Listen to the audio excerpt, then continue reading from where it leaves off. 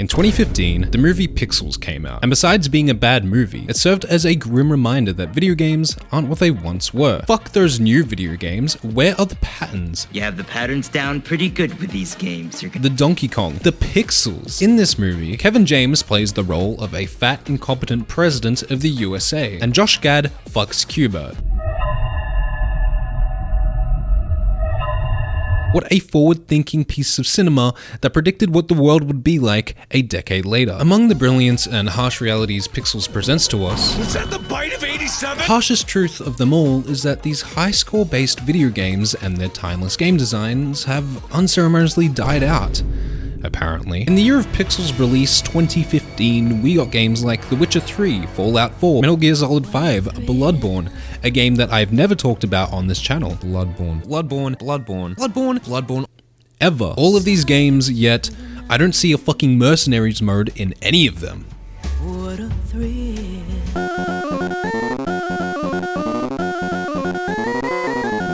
High score based video games, or based high score games, or score attacks, time attacks, personal attacks, all come under the same umbrella for me. The arcades were where many initial iterations and ideas of game designs found their genesis. Arcade cabinets had very little memory, similar to my machine, which also doesn't have many memory since memory is so unaffordable to buy because AI ruins fucking everything. With that limitation, games were designed to be small yet addictive, and the memory that those cabinets did have were used to hold the high scores of the players who spent their oh so precious quarters on track and field. When the focus shifted away from the arcades into the home console video game, developers didn't really know what to do with high scores. The high score at the end of a Mario level feels strange, a leftover from those simplistic, repetitive arcade games in my Mario game. I'm sorry, but this isn't Pac-Man anymore. I got a story, I got levels, I got atmosphere.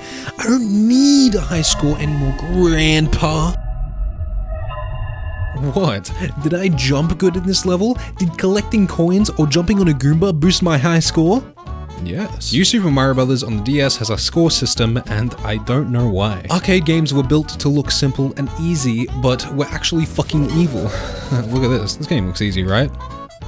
Think again, fucker. The original versions of the many releases of Street Fighter 2 had CPUs that notoriously cheated. And in the 30th anniversary Street Fighter collection, Capcom used the fucked up ROM of Super Turbo instead of the updated ones that they actually had to reissue to the arcades back in the day because these cabinets were fucking evil, causing Capcom and the arcades to lose money. This all makes more sense than the score in Mario on the DS. No longer were games made to steal quarters. Instead, the game itself would have a high asking price, but in return would give an all-new experience. Bullshit at home. Games were richer in content, but still rich in the fucked up department. With the advent of levels and saving your progress in a game like Zelda, this was a turbulent time in game development. So who gives a fuck about high scores anymore? As a kid of 05, of the 2.0, I didn't get to experience the arcades. Instead, I spent my time growing up with level-based platformers in the form of Mario 3 on my mum's NES and Crash Bandicoot on my dad's PS1, and they still wonder why I ended up liking video games. And I might talk about level-based games and where they went, similar to what I'm doing now. Like, guys, I am a white boy with opinions, you know. But I did spend quite a bit of time with iPod Touch bullshit, and Namco plug-and-play bullshit, and Namco Museum on the DS, which is one of the greatest things I've ever had the pleasure of experiencing bullshit. Kids of today might not get the appeal of a Pac-Man or a Tetris, where the goal is to just get a higher score. But what people don't realize is that it's not just that. In order to get the higher number, you have to hone in your skills. You have to learn how to play the game better. You put in another quarter, you learn how to T-spin, you look ahead at pieces coming up, you get faster, think quicker. You learn where to drop for the best loot, you learn how to aim, you get a higher score, you rank up to gold. I blinked, and now high scores have turned into a visual indicator for your worth in a video game. Oh man, your cock is so big. Ranked competitive video games like Valorant, Street Fighter, League have you chasing a high score, a higher rank. Even if the initial premise and idea has been contorted into a manipulative feedback loop where your progress really doesn't matter in a game like Valorant, where your actual rank is hidden for some reason and separate from your visual rank, are high scores even gone? Is this just the obvious evolution of the score attack? Resident Evil is a great franchise, but I spent 44 minutes absolutely shitting on Requiem in my last video because it didn't have a mercenaries mode. Go watch that video. That is what I talk about for all 44 minutes. I'm not lying to you. I'm trustworthy.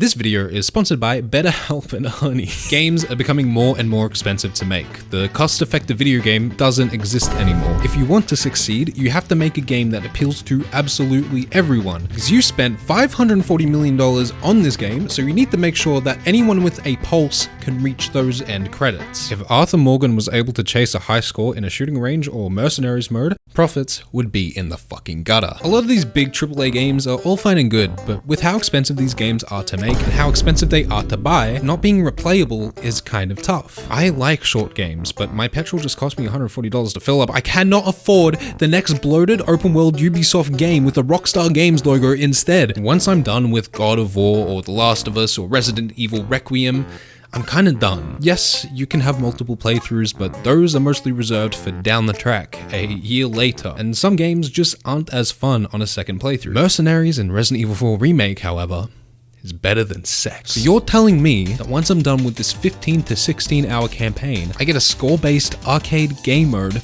that takes the amazing combat of the base game that I want to keep playing, but otherwise wouldn't have because maybe I'm not feeling like replaying the entire game? Though bad example, because RE4 is actually very replayable, unlike a Requiem, I know. The reason why people keep playing shit like Valorant isn't because it's fun. God no, it's because a 40-minute game of ranked is more appealing than having to devote your time to a single-player game that might ask for 2 hours in one sitting. Even though that 40-minute game will turn into a 5-hour downward spiral of Riot Games' manipulative bullshit rank system. Your version of a good father and partner isn't always received the same way. Sometimes kindness is taken as weakness. Damn. I think it's A, low key. I think my game glitched and I got wall hacks for a second. Over there. Yeah, no, I see that fucking gun. What? I probably could have started and finished a game in the time that I've spent on RE4 Remake's Mercenaries, and I probably could have maybe got past the tutorial of Persona 5 in the time that I spent in this act alone of Valorant. Like, someone save me, please! Yes, I could have probably beaten the game in the time that I've spent on Mercenaries, but this is one of the greatest score-based game modes in any game ever. As experimental hip-hop artist JPEG Mafia once said, if it's not fun, why bother? I need all my bitches same color as Drake. If they not, then they getting rocked. Put that Pyrex in the pot. The combat is obviously amazing. There are different characters with different weapons and abilities, and if you just play the game mode, it's very fun. But if you have the desire to get a higher score, it becomes even more addictive. There's a combo meter essentially, where if you kill one guy, you have to make sure you can kill another enemy before that meter runs out. You get a higher score based on your higher combo, but you also get a higher score for kills you get during the mayhem mode, which often just boosts your abilities. So instead of just being a simple horde shooter side mode, I'm now holding on before I kill anyone to instead run around the map to pick up the items that I have memorized from playing this to death. I pick up the time bonuses, I try to bait parries from the enemies because parries will fill up your mayhem meter. I activate my mayhem mode and get as many kills as I can within that short time frame. My meter runs out, I try to farm parries again to get my meter back up while making sure to kill an enemy before my combo resets.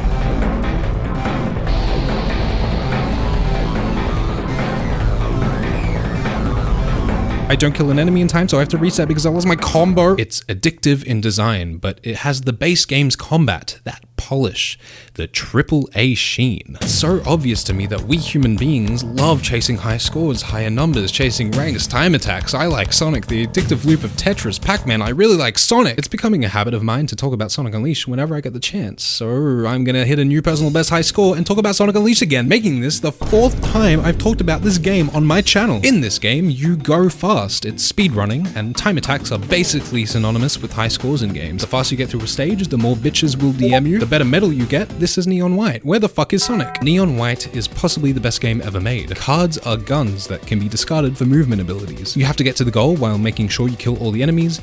This game is a trap. I will boot it up and get locked in for hours on end. Neon White could quite possibly be the greatest game ever made, so I'm glad that they added the dialogue to make sure that isn't the case. Ow!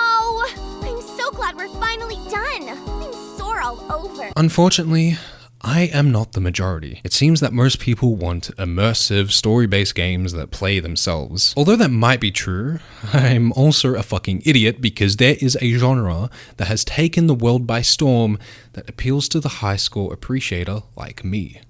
Roguelikes. Hades, Brotato, Risk of Rain 2, Vampire Survivors, fucking Balatro. These are high score games. This is Pac-Man type shit. Type shit, man. Type type shit. The roguelike or roguelite is a game where you play it, get pretty far, die, and then get sent back to the start. Does this seem familiar? In the contemporary video game landscape, roguelikes serve to scratch that short burst of gameplay, high score chasing itch. While it might not be as apparent or generally conveyed or motivated to be this way, like Hades 2 is more story game than score-based Pac-Man or whatever the fuck I said earlier, but in general, the genre really lends itself to preserving that feeling and gameplay loop from the arcades. Absolem is a beat-em-up roguelike. If you told me this was a remake of an arcade game, I would believe you. That's right, it was Cadillacs and dinosaurs this whole time. Fucking Subway Surfers, Temple Run, Endless Runners on mobile. These are all score-based games. This ancient desire to chase a higher number in a repetitive gameplay loop will never leave us.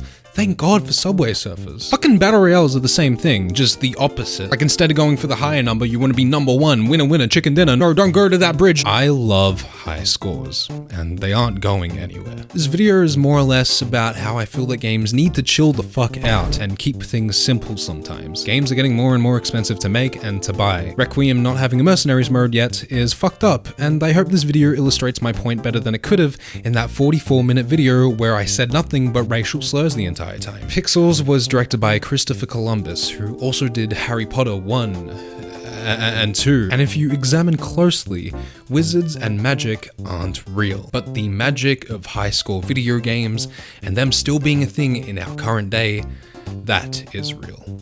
And was the only thing that Pixels actually got wrong.